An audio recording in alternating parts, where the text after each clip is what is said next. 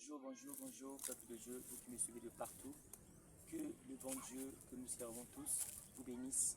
Là où vous êtes, vous qui m'avez reçu dans votre maison, dans votre voiture, dans la cour de votre parcelle, même en marchant, que Dieu vous bénisse. J'aimerais vous inviter très respectueusement à pouvoir prendre vos Bibles. On va pouvoir partager une portion de l'Écriture ensemble avec vous et vous allez comprendre ce que Dieu m'a mis à cœur de partager avec vous. Rapidement, on va prendre le livre de 1 Jean, chapitre 5, verset 1. Nous lisons au nom du Seigneur Jésus-Christ. Quiconque croit que Jésus est le Christ est né de Dieu. Et quiconque aime celui qui l'a engendré, aime aussi celui qui est né de lui. Parole du Seigneur, nous rendons gloire à Dieu. Et dans le Seigneur, ce matin, cet après-midi plutôt, excusez, je m'aimerais parler sur né de Dieu. Né de Dieu. La naissance qui vient de Dieu. Donc quand je parle né de Dieu, je vois déjà, bien aimé, un processus qui s'installe.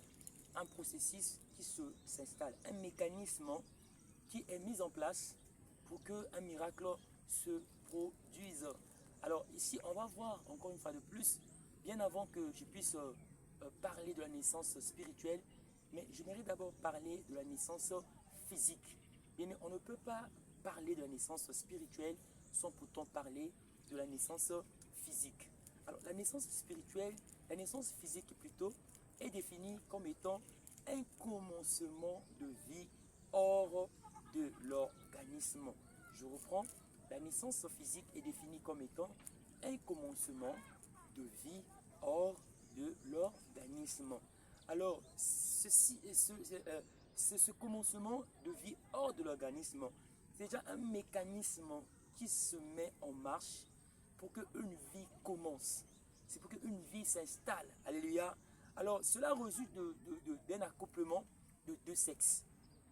De sexe mâle et de sexe femelle.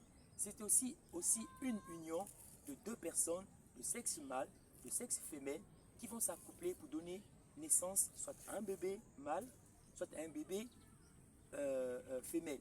Donc ici, on voit déjà le processus par lequel les hommes viennent au monde. Le moyen par lequel, alléluia, les hommes viennent au monde.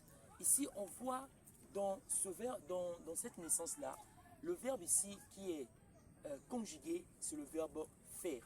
Dans la naissance physique, l'homme et la femme doivent s'accoupler, doivent s'unir en rapport sexuel pour qu'ils donnent un enfant. Alléluia, pour qu'il ou elle donne un enfant. Alléluia.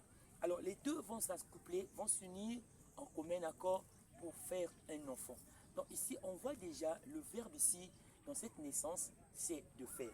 Alors je rentre maintenant, vu qu'on a compris déjà l'explication de la naissance physique, on vient maintenant dans le contexte de ce verset pour comprendre aussi la naissance spirituelle. Alors ici, dans le contexte, ici, il dit quiconque croit que. Alléluia. Je me vais m'arrêter là. On dit quiconque. Sur ce qui concerne la naissance spirituelle, Dieu n'a pas fait une spécificité, Dieu n'a pas fait une répartition, Dieu n'a pas fait une classification, Dieu n'a pas fait une nomenclature. Non, il n'a pas nommé la catégorie des personnes. Dieu n'a pas reparti des continents. Il a dit quiconque, que tu sois africain, que tu sois européen, que tu sois asiatique, que tu sois américain. Je dis quiconque croit. Donc ici, le principe dans cette naissance spirituelle, le principe qui est mis en place, c'est de croire. C'est vraiment de croire. Donc ici, dans la naissance spirituelle, avec ce qu'on avait vu avec la naissance physique c'était le faire. Il faut faire un effort, il faut vraiment dégager une énergie, il faut vraiment libérer, bien aimé, le spermatozoïde pour que ce sperme-là forme un enfant. Mais ici, bien aimé, il faut croire. Alléluia. Il faut croire. Alors par là, j'aimerais bien aimé t'expliquer, bien aimé, ce que signifie réellement croire. Alors croire, c'est, alléluia, c'est un principe de Dieu, que Dieu a mis en place pour que nous venions à lui, pour que, bien aimé, nous soyons nés de lui. Alléluia. Le principe là relève, bien aimé, alléluia, de la confiance. Est-ce qu'on peut acclamer les seigneurs? Relève de la confiance que nous en avons envers lui. Ce principe, bien aimé, est basé, bien aimé, sur la considération, est basé, bien aimé, sur ce que Christ a fait à la croix de Golgotha. Alléluia.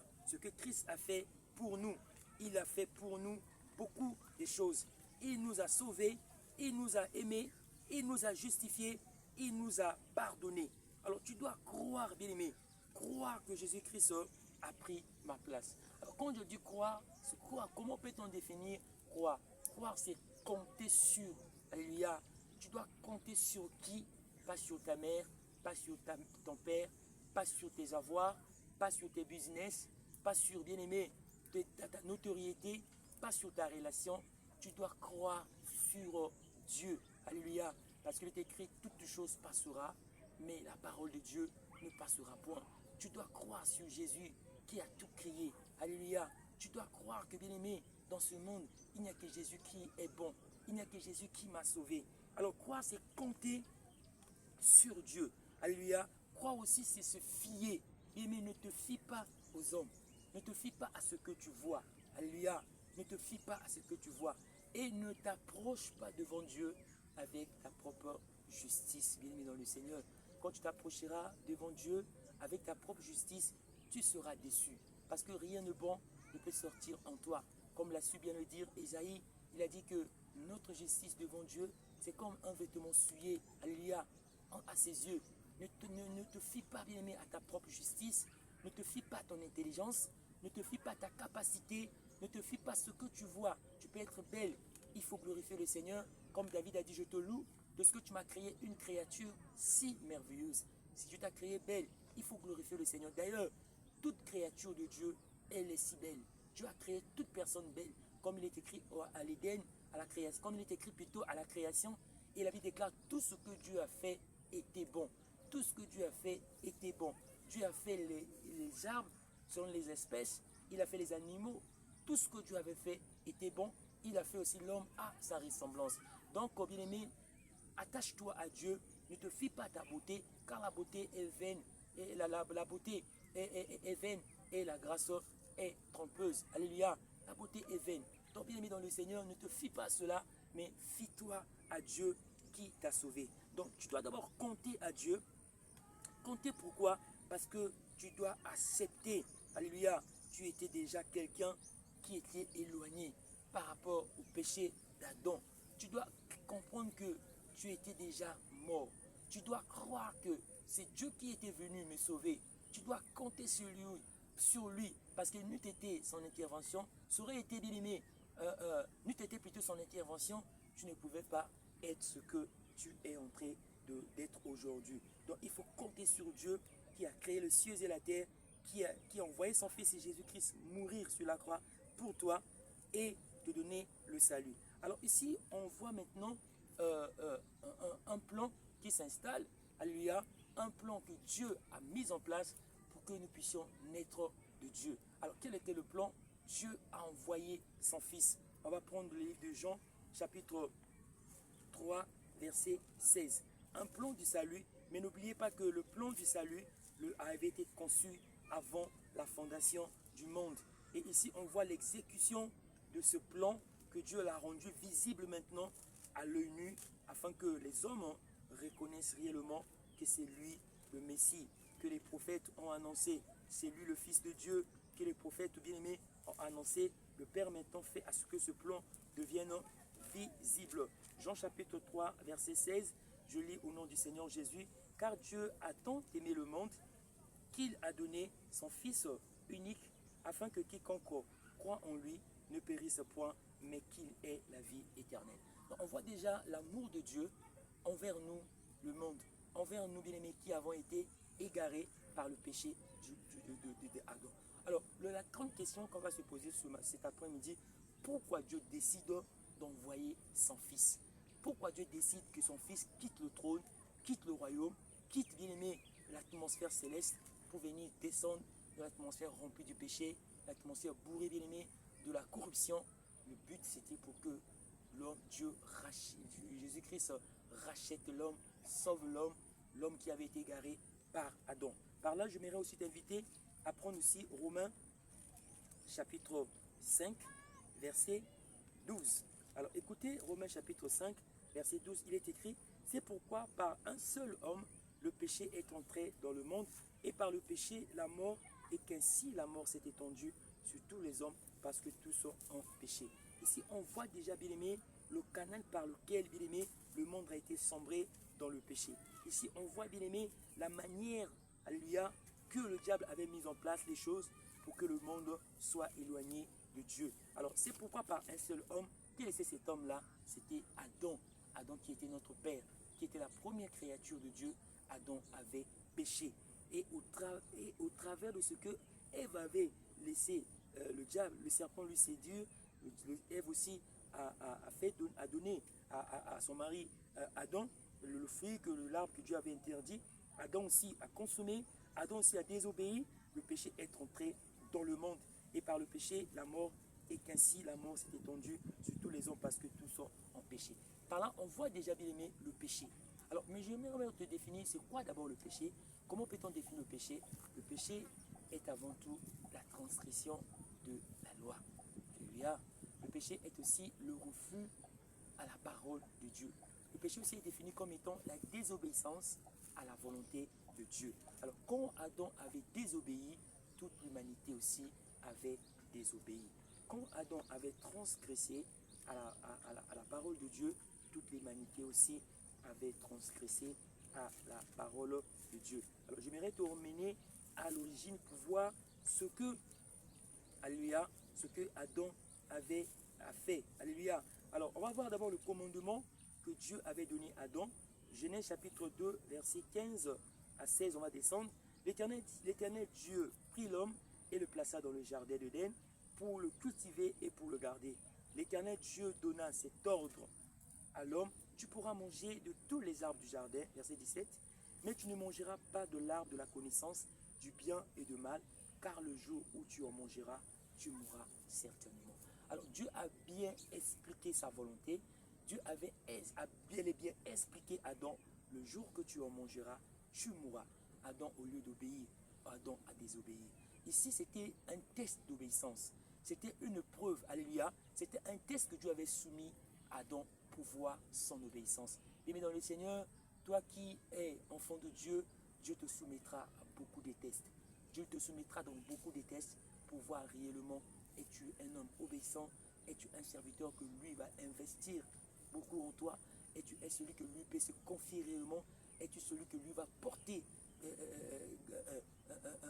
porter, bien-aimé, dans son cœur? Es-tu celui que lui va pouvoir, bien-aimé, s'en servir pour atteindre d'autres nations? Bien-aimé dans le Seigneur, c'était un test d'obéissance que Dieu avait soumis à Adam pour tester son obéissance. Est-ce que Adam va pouvoir obéir à Dieu? Mais Adam a failli.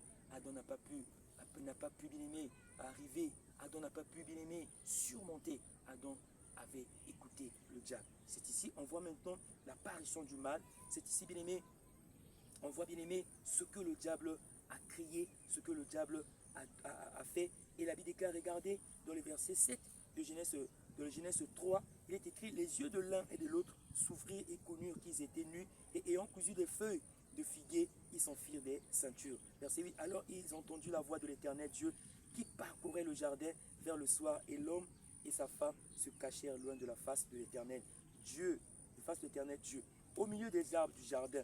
Verset 9, mais l'Éternel Dieu appela l'homme et lui dit: où es-tu? Verset 10, il répondit: j'ai entendu ta voix dans le jardin et j'ai eu peur parce que je suis nu et je me suis caché. Verset 11 de Genèse 3, et l'Éternel Dieu dit: qui t'a appris que tu es nu? N'est-ce pas? N'est-ce que, alléluia, est-ce que tu as mangé de l'arbre dont je t'avais défendu de manger? L'homme répondit: la femme que tu as mise auprès de moi m'a donné de l'arbre et j'en ai mangé. Verset 13, l'Éternel Dieu dit à la femme: pourquoi tu fais cela? La femme répondit: le serpent m'a séduite et j'en ai mangé. Alléluia. Donc ici, on voit déjà le mal qui était rentré dans le monde. Donc tous avaient péché. Donc ici, je reviens maintenant dans le contexte ici, dans 1 Jean 5. Tu dois accepter maintenant que tu avais péché, tu étais devenu nu. Ici, Adam était devenu nu. Auparavant, Adam n'était pas nu. Ici, Adam a compris que il avait péché. Ici, Adam se cachait à la face du Seigneur. Toi aussi, tu te caches de la face du Seigneur. toi aussi, tu ne veux pas, bien-aimé, apparaître devant Dieu à cause de tes erreurs. Mais ici, je parle du péché que Adam avait commis depuis la création. Alors, allez, on va voir maintenant, quand tu acceptes maintenant, bien-aimé, que tu étais nu, tu étais abandonné, tu avais péché, bien-aimé, tu dois croire que Jésus-Christ était venu pour me sauver. Alors, on va prendre Ésaïe 53, versets 3 à 5. On va prendre Ésaïe 53, versets 3 à 5. Nous lisons la parole du Seigneur. Dans Ésaïe 53, versets 3 à 5. Nous lisons au nom du Seigneur Jésus-Christ. Méprisé et abandonné des hommes, homme de douleur et habitué à la souffrance, semblable à celui dont on détourne le visage. Nous l'avons dédaigné, nous n'avons fait de lui aucun cas. Cependant, ce sont nos souffrances qu'il a portées. C'est de nos douleurs qu'il s'est chargé et nous l'avons considéré comme puni, frappé de Dieu et humilié. Enfin, le verset 5. Mais il était blessé par nos péchés, brisé par nos iniquités, le châtiment qui nous donne la paix est tombé sur lui. Et c'est par ses maîtressures que nous sommes guéris. Alléluia, alléluia, alléluia. Et écoutez verset 6, nous étions tous errants comme des brebis, chacun suivait sa propre voie, et l'Éternel a fait retomber sur lui l'iniquité de nous tous. Alors tu dois accepter dans le verset 6 que la Bible nous révèle que l'Éternel a fait retomber sur lui toutes nos iniquités. Tu dois accepter que ce que Jésus-Christ a vécu à la croix, c'était le sort qui te revenait. C'était le châtiment qui te revenait. C'était la punition qui te revenait. Mais Jésus-Christ l'a accepté. Alléluia. Les accepter sur son corps. Alors, on va encore prendre, bien-aimé, dans le livre de Éphésiens chapitre 4, Éphésiens chapitre 2, versets 4 à 5. Éphésiens chapitre 2, versets 4 à 5, je lis au nom de Jésus. Mais Dieu qui est riche en miséricorde, à cause du grand amour dont il nous a aimés, nous qui étions morts par nos offenses, nous a rendus vivants avec Christ. C'est par grâce que nous sommes, que vous êtes sauvés.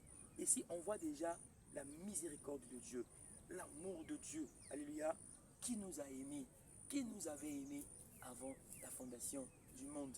Alléluia. Il nous a aimés, il n'a pas tenu compte de nos erreurs, de nos fautes. Alléluia. Il nous a aimés, mais il a envoyé son Fils mourir pour nos péchés. Ici, on voit déjà l'amour de Dieu, l'amour inconditionnel de Dieu. Dieu, à cause de sa miséricorde, nous a aimés. Alléluia. À cause de ce grand, mais Dieu qui est riche en miséricorde, à cause du grand amour dont il nous a aimés. Ici, on voit la miséricorde de Dieu et on voit aussi l'amour de Dieu. Alléluia. Alors, je vais encore pousser plus loin. Apprendre aussi, bien aimé, Romains chapitre 3, verset 23. Rapidement, on va prendre Romains chapitre 3, verset 23. Qu'est-ce que Romains 3, 23 dit? Il est écrit, car tous ont péché et sont privés de la gloire de Dieu. Tous ont péché. Tu te poserais la question, à votre grâce, je n'avais jamais péché, je n'avais pas péché. Quand Adam péchait, je n'étais pas là. Tu étais dans Adam pendant que Adam péchait. Alors tous ont péché et sont privés de la gloire de Dieu. La vérité, tu dois accepter que tu avais péché et tu étais privé de la gloire de Dieu. On va encore prendre Romains 6, verset 23. Qu'est-ce qui est écrit 23? Écoutez le verset 23, ce que dit verset 23. Il est écrit, car le salaire du péché, c'est la mort. Mais le don gratuit de Dieu, c'est la vie éternelle en Jésus-Christ, notre Sauveur. Donc tu dois accepter que j'avais péché et mon salaire était la mort. Donc le salaire que Dieu avait réservé pour les pécheurs, c'était la mort. La mort de Christ, alléluia, c'était ta mort. Il faut accepter cela. Christ a pris ma place. Christ est mort pour moi. Christ a accepté de mourir à ma place. Il est mis dans le Seigneur. Et quand tu crois en cela, l'Esprit de Dieu, alléluia, qui est dans sa parole, que tu as cru, l'Esprit de Dieu viendra en toi, déposera cette sémence. Alléluia. Cette sémence de la parole que tu as entendue, comme il est écrit, bien aimé, dans le livre de Jean, chapitre 1, verset 4. On va voir, bien aimé, ce qui est écrit dans Jean, chapitre 1, verset 4. Écoutez ce que dit verset 4. En elle était la vie, et la vie était la lumière des hommes. Donc quand tu as accepté à cette vérité que Jésus-Christ a pris ma place, Jésus-Christ était mort pour mes péchés, j'étais pécheur, c'était moi qui allais mourir. Quand tu crois en cela, l'Esprit de Dieu vient avec cette parole que tu as créée, s'aimer en toi. Cette parole que tu as crue, d'après Ésaïe 53, 3 à 5, d'après Romains chapitre 3, 23, d'après Éphésiens 2, 4 à 5, d'après Romains chapitre 6, 23, quand tu as cru à toutes ces vérités-là, l'Esprit de Dieu bien-aimé, par cette parole que tu as cru, cette parole devient une sémence en toi. Cette parole est rentrée en toi et cette parole te donne la capacité de naître de Dieu. Puisque tu as cru à cette parole qui est reçue avec foi, elle est reçue sous forme de la sémence. Alléluia, cette sémence est rentrée dans ton esprit, est rentrée dans ton corps, dans ton cœur et à faire ce que tu sois né de Dieu. Alors rapidement, encore bien aimé Seigneur, quand tu as accepté cela et que tu as cru, tu dois encore accepter le témoignage de Jésus, le témoignage que Dieu a rendu pour son Fils Jésus. Alors certainement, tu me posais la question, mais apôtre encore, le témoignage encore comment? Oui, il faut accepter le témoignage. Il y a un témoignage que tu vas accepter. Le pourquoi il était venu sur la terre, le pourquoi il est marché avec les hommes, le pourquoi il était allé à la croix, le pourquoi il avait été crucifié, le pourquoi il avait été enseveli et le pourquoi il était ressuscité donc les morts et il est assis aujourd'hui à la droite du Dieu le Père. Alors, on va prendre 1 Jean chapitre 5, le verset 10. Je lis au nom de Jésus. Celui qui croit au Fils de Dieu a ce témoignage en lui-même. Celui qui ne croit pas, Dieu le fait menteur puisqu'il ne croit pas au témoignage que Dieu a rendu à son Fils. Parole du Seigneur. Mais quand tu commences maintenant à croire à toutes ces vérités qu'on a citées, bien aimé, d'après Isaïe 53, Éphésiens 2, d'après Romains 6, Romains 3, quand tu commences à croire ces vérités, à toutes ces vérités, alléluia, commence à croire de toutes ces vérités-là, Dieu te donne, alléluia, celui qui croit au Fils de Dieu a ces témoignages. Donc quand tu crois que Jésus-Christ, d'après les vérités qu'on a énumérées ici, bien aimé dans le Seigneur, la vie déclare, tu as ce témoignage en toi. Alléluia, partout où tu vas dans ton corps, tu as ce témoignage en toi. Alléluia. Et si tu ne crois pas, bien aimé dans le Seigneur, tu es un menteur. Tu es un menteur parce que tu n'as pas ce témoignage que le Père a rendu à son Fils. Donc, bien aimé, cela ne s'arrête pas seulement d'accepter ou de croire, mais il faut aussi, bien aimé, avoir ce témoignage. Beaucoup de chrétiens viennent à l'église, beaucoup de chrétiens servent Dieu, mais ils n'ont pas le témoignage de Jésus. C'est comme si je te pose la question, bien aimé dans le Seigneur, quel est ton témoignage? Tu dois avoir un témoignage. Quand est-ce que tu as été sauvé? Comment est-ce que Dieu a fait pour que tu sois sauvé? Qu'est-ce que tu avais fait avant que tu sois chrétien? Est-ce que tu étais un voleur? Est-ce que tu étais un anarcheur? Est-ce que tu étais un cambrioleur? Est-ce que tu étais, bien aimé, un cupide? Est-ce que tu étais un ivrogne? C'était ton témoignage. N'aie pas honte de dire ton témoignage à ceux qui vont écouter. N'aie pas honte de parler aux gens ton témoignage. Donc ici aussi, Dieu a donné son Fils un témoignage. Voilà pourquoi ce témoignage, Dieu nous oblige à l'accepter, à le proclamer et à faire à ce que les hommes entendent ces témoignages. Alléluia. Donc quand tu acceptes à ce témoignage, l'Esprit vient en toi, puisque tu as cru, c'est alors, bien aimé, que tu es né de Dieu. Parole du Seigneur, on acclame le Seigneur, tu es né de Dieu. On va prendre Romains chapitre 8, verset 16. Alors Romains chapitre 8, verset 16, je lis au nom du Seigneur Jésus-Christ de Nazareth. Écoutez, l'Esprit lui-même rend témoignage à notre esprit que nous sommes enfants de Dieu. Donc quand tu as cru en Jésus, quand tu as accepté à toutes ces vérités, et quand tu as accepté aussi le témoignage de Jésus-Christ, l'Esprit rendra témoignage par la parole de la vérité que tu as reçue, sous forme de sémence dans ton cœur, témoignera que tu es né de Dieu, que tu es enfant de Dieu. Alléluia. Et quand tu es enfant de Dieu, tu es aussi co-héritier de Dieu. Tu dois hériter de lui. On va prendre Romains chapitre 8, verset 17. Regarde ce que dit verset 17.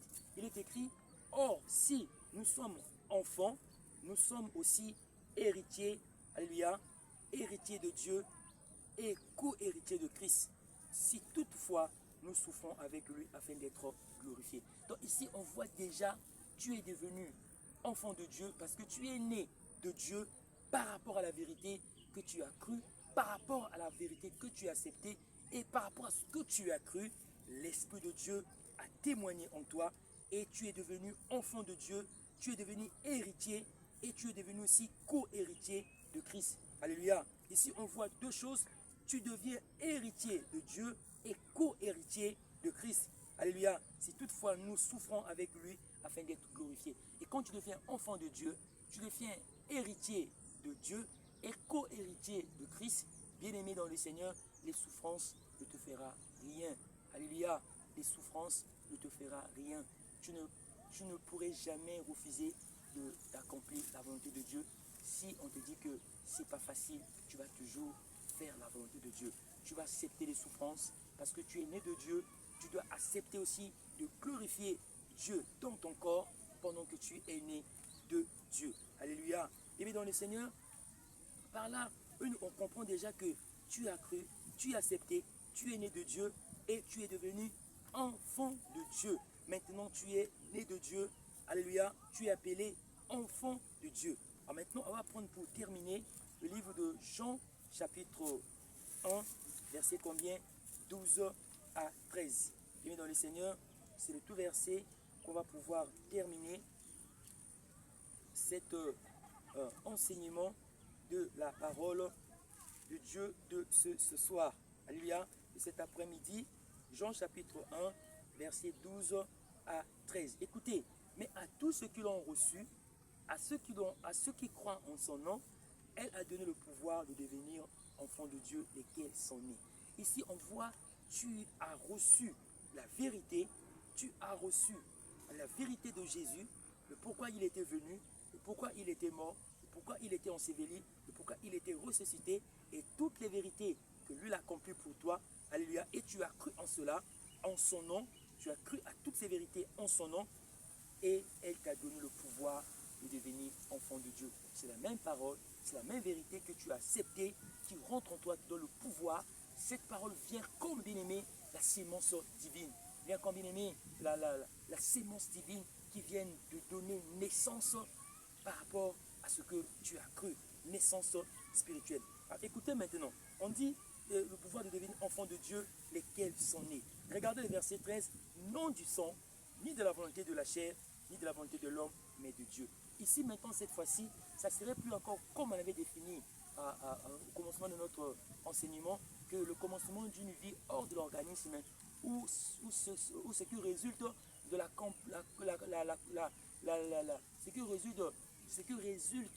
de l'union de deux sexes opposés, mâle ou femelle. Non, ici maintenant, c'est pas avec le sang. Parce que dans la naissance physique, on voit l'homme libère, alléluia, la sémence, la femme aussi. Ici, c'est pas ça, hein, c'est pas le sang, alléluia, c'est pas la volonté de la chair, hein, en prenant une femme, en allant de la chambre, en faisant un enfant. Ici, c'est pas ça, c'est pas la chair, ni de la volonté de l'homme, en disant que il faut que tu me donnes un enfant garçon, un enfant une fille. Non, ici, on dit, ici, non, c'est le nom du sang, non de la volonté de l'homme, non du sang, ni de la volonté de la chair, ni de la volonté de l'homme, mais de Dieu. Alléluia. Tu es né de Dieu. Et quand tu es né de Dieu, tu es appelé aussi enfant de Dieu. Quand tu es appelé aussi enfant de Dieu, l'Esprit, quand tu commences maintenant à témoigner à chaque instant que tu es enfant de Dieu. Ne fais pas ceci, ne fais pas cela. Ce que tu fais là, ça risque d'attrister le Saint-Esprit. Pourquoi tu ne veux pas obéir à la volonté de Dieu? Dieu sera là, bien-aimé, comme étant bien-aimé, un gardien pour toi. Dieu sera là comme un conseiller. L'Esprit de Dieu sera là pour te convaincre de tout péché, de tout jugement et de toute justice, bien-aimé. Ici maintenant, on a compris cela. Et qu'est-ce que la Bible dit dans 1 Jean 5, verset 1? Quiconque croit que Jésus-Christ, quiconque croit que Jésus est le Christ, est né de Dieu. Et quiconque aime celui qui l'a engendré, aime aussi celui qui est né de Dieu. Donc ici, la Bible nous dit quiconque qui, alléluia, quiconque qui aime celui qui l'a engendré. Celui qui l'a engendré, c'est qui? C'est Dieu. Alléluia. C'est Dieu. Regardez comment est-ce qu'on voit ici avec Marie. Comment est-ce que Dieu a engendré? Comment est-ce que, alléluia, Dieu a engendré son fils? Aimé dans le Seigneur. Dieu a engendré son fils au travers.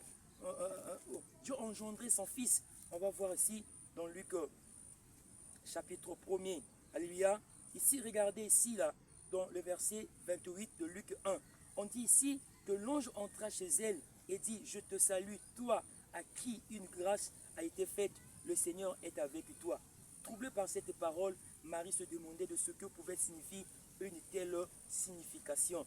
L'ange lui dit, ne crains point, Marie, car tu as trouvé grâce devant Dieu. Verset 31, et voici tu deviendras enceinte et tu enfanteras un fils et tu lui donneras le nom de Jésus. Ici, on nous montre un modèle type, un exemple type de celui qui est né de Dieu. Alléluia. Il n'est pas né comme toi et moi. Il n'est pas né comme nous le pensons. Il est né de Dieu. Alors ici, maintenant, dans 1 Jean 5, verset 1, on dit que quiconque aime celui qui l'a engendré. Ici, on voit avec Marie, ici, Marie a écouté la parole de l'ange. L'ange avait été envoyé par Dieu. Donc ici, on nous montre que tu dois aimer Dieu qui a engendré son fils. Ici, là, le fils avait été engendré par la volonté du Père. Donc tu dois aimer Dieu qui a engendré son fils. Et une fois-ci, tu deviendras enceinte et tu enfanteras un fils et tu lui donneras le nom de Jésus. Ici, on n'a pas montré comment est-ce que Marie était devenue enceinte. Ici, on n'a pas montré, on ne nous a pas dit que Marie a fait des rapports. Marie n'avait pas connu Joseph. Les deux étaient fiancés. Les deux étaient les fiançailles. Marie était fiancée plutôt à Joseph. Les deux n'avaient jamais fait des rapports sexuels. Mais l'ange dit, tu deviendras enceinte. Certainement, bien-aimé, si c'était toi aussi, tu allais être aussi troublé comme Marie était troublée. Donc ici, Dieu annonce la naissance d'un enfant qui vient de Dieu, qui est né de Dieu, qui est né de Dieu. Alors écoutez ce que dit la parole. Voici, tu deviendras enceinte et tu enfanteras un fils et tu lui donneras le nom de Jésus. Il sera grand, il sera appelé fils du Dieu très haut et le Seigneur Dieu lui donnera le trône du Père de son Père David. Alléluia. Il régnera sur la maison de Jacob éternellement et son règne n'aura point de fin. Verset 34 de Luc 1. Marie dit à l'ange, comment se fera-t-il puisque je ne connais point d'homme? L'ange lui répondit, le Saint-Esprit viendra sur toi et la puissance du Dieu du Très-Haut te couvrira de son ombre. C'est pourquoi le saint enfant qui naîtra de toi sera appelé fils de Dieu. Parole du Seigneur. Le saint enfant qui naîtra de toi sera appelé fils du Dieu très haut. Donc ici on voit l'ombre, alléluia, du Saint-Esprit qui a couvert Marie par la volonté de Dieu. Donc ici on dit quiconque, alléluia, quand je reviens dans 1 Jean 5 verset 1, quiconque aime celui qui l'a engendré, aime aussi celui qui est né de lui. Ici on voit l'amour que nous, les enfants nés de Dieu, nous les enfants de Dieu, on doit en avoir envers Dieu qui a engendré notre Seigneur, qui a voulu à ce que notre Seigneur vienne au monde par la voix de Marie, par la volonté de Dieu, afin que nous soyons sauvés. C'est ici qu'on va reconnaître les vrais enfants de Dieu. Ce qui caractérise les vrais enfants de Dieu, c'est l'amour, c'est la joie, c'est la paix. Un enfant de Dieu n'est jamais en colère. Un enfant de Dieu ne se fâche pas facilement. Un enfant de Dieu marche dans l'amour parce que Dieu était un Dieu d'amour. Que Dieu nous bénisse, que Dieu bénisse sa parole, que Dieu nous bénisse. Toi qui m'as suivi, soyez béni. Ne manque pas de partager cette parole ou de laisser un petit j'aime. Que le Seigneur te bénisse abondamment. C'était votre serviteur, apôtre Grâce Okabi. Que le Seigneur vous bénisse.